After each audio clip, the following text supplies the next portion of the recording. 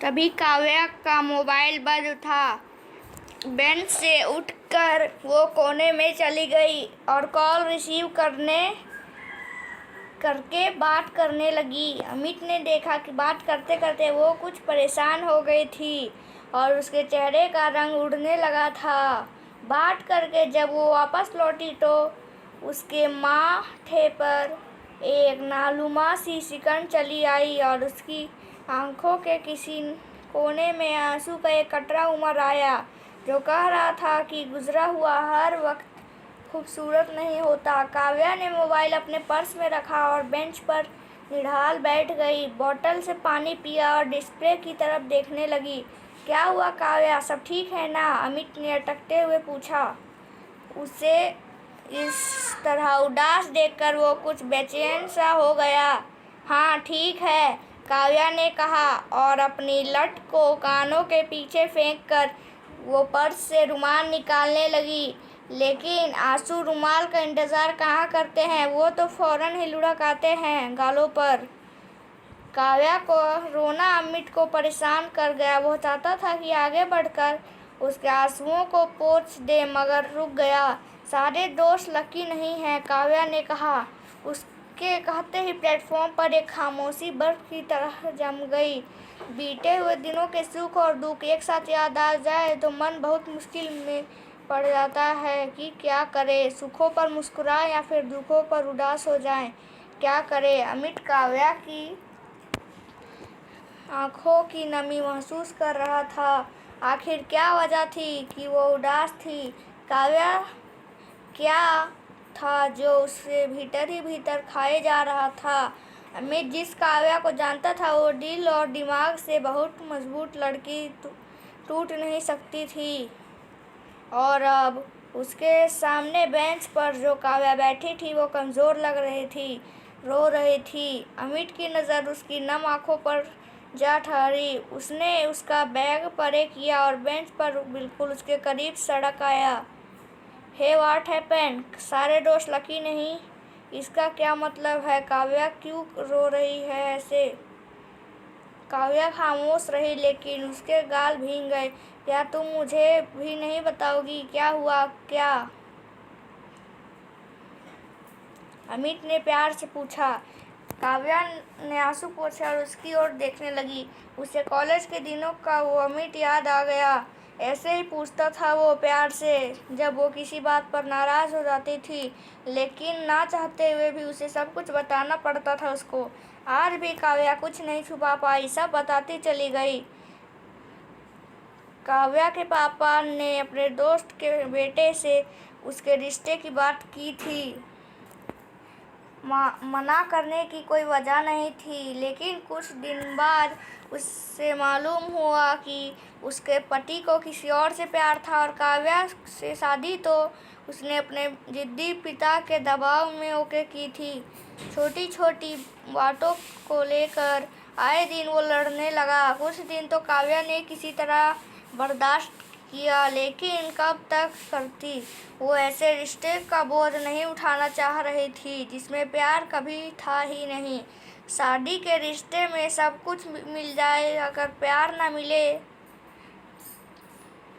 तो निभाना बहुत मुश्किल हो जाता है। प्यार ही तो नहीं मिला था उसे, और बात तलाक तक का पहुंची थी। कल कोर्ट में उसी की हियरिंग थी। वो हम तुम्हारे हस्बैंड ने कॉल किया था अभी? अमित ने पूछा।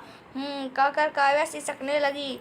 बाहर बारिश थम गई थी और भीतर अमित का दिल भीगने लगा। वो खुद भी तो काव्या की तरह अनलकी था, वो भी अपना गम बांटना चाहता था, लेकिन उस वक्त काव्या को संभालना उसे ज़रूरी लगा, क्योंकि उसकी तकलीफ सबसे बड़ी थी। अक्सर लोग प्यार में नहीं पहचान पाते। काव्या, तुम फिक्र मत करो, सब ठीक। अमित कहते कहते चुप हो गया। जानता था इतना आसान नहीं होता सब ठीक हो जाना।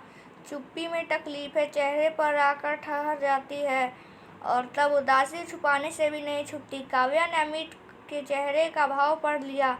तुम्हें क्या हुआ? काव्या ने कहा। तुम ठीक कह रही थी, सारे दोस्त लकी नहीं हैं, मैं भी नहीं। अमित यहाँ वहाँ देखते हुए बोला। कोई दर्द जुबान पर आ जाए तो नज़रें इधर उधर देखने लगती है और कुछ कहते नहीं बनता। काव्या ने अमित की हथेली पर अपनी हथेली रख दी। कह दो अमित, शायद कहने से तकलीफ कम हो जाए। अमित ने बस इतना ही कहा और उसकी आंखों में देखने लगा, एक बहुत अपनी सी आंखों में। बरसों बाद मिले दो दोस्तों के दुख आपस में घुलने लगे थे। प्यार जितना ही खूबसूरत होता है, अलगाव उतनी ही तकलीफ देह।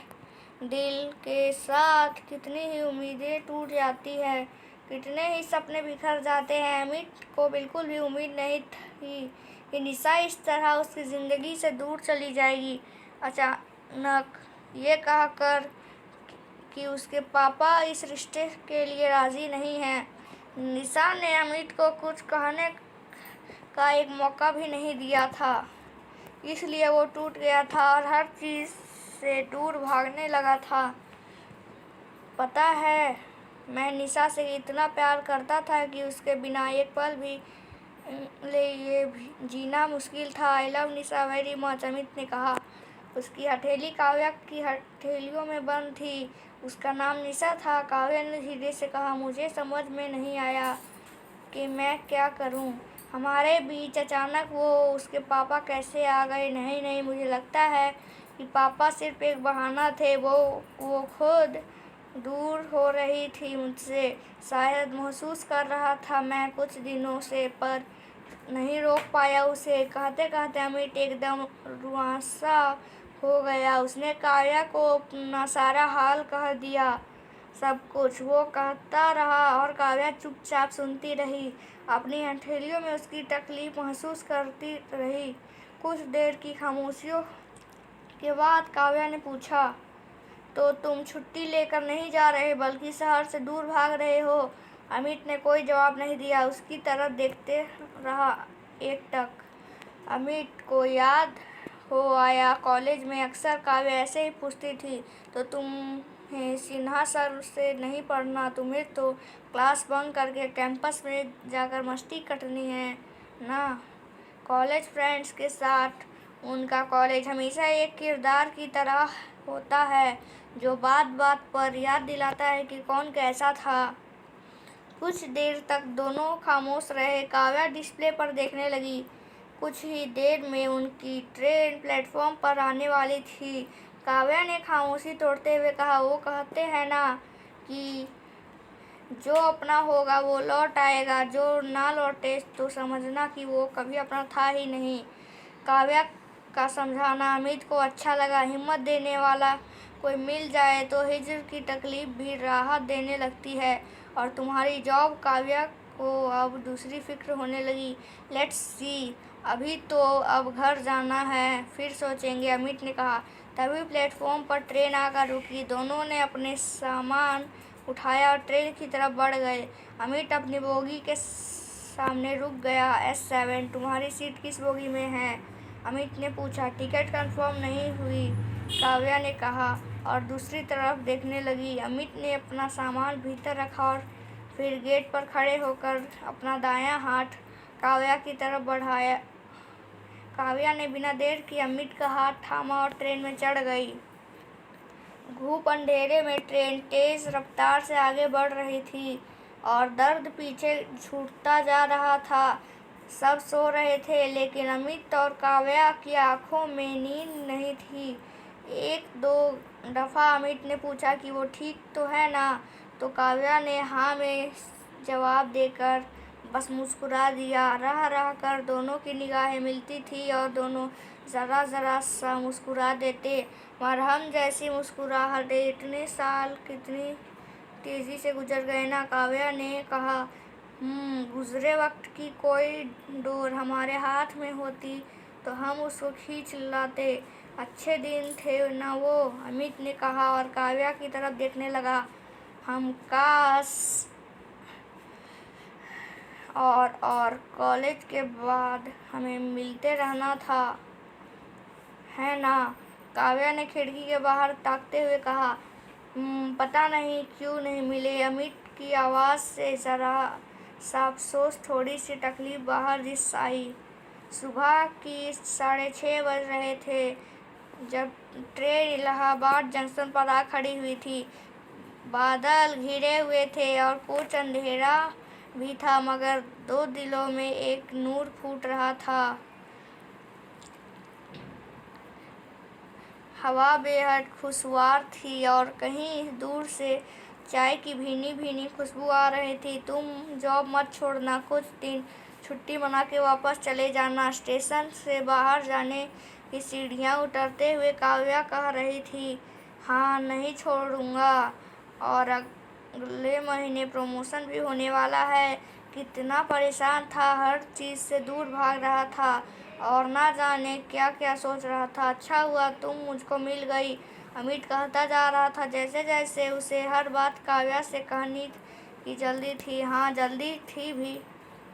सफ़र खत्म हो जाता है तो लगता है अभी कितनी बातें बाकी रह गई हैं, चलते चलते सब कह देनी चाहिए। तुम अब क्या करोगी, अमित ने पूछा।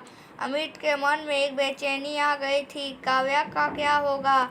आज हेयरिंग है, डिवोर्स मिल जाएगी। काव्या ने बहुत सहज होकर कहा, हाँ गुड, फिर अपने लिए जीना अच्छी तरह से, अपनी तरह से पहले जैसी एकदम मस्तमौला होकर। अमित ने हौले से उसके कंधे से अपना कंधा टकराते हुए कहा और फिर पूछा, चाय पियोगी? तो काव्या ने झट से हामी भर दी। अमित ने महसूस किया कि काव्या कल वाली काव्या नहीं थी जो प्लेटफॉर्म की एक बेंच पर तन्हा बैठी थी। अब तो वह कॉलेज वाली काव्या, चमकदार आंखों वाली काव्या उसके साथ फिर से। काव्या ने भी देखा कि पुराना अमित वापस लौट आया था। उदासी भरे लम्हे में पुराने कॉलेज फ्रेंड से अचानक मिल जाना कितना अच्छा होता है, जैसे कोई बड़ी ताकत मिल गई हो। थैंक यू एक अच्छी जर्नी के लिए, काव्या ने कहा। उसकी आंखों में एक चमक थी। तुम्हें भी शुक्रिया।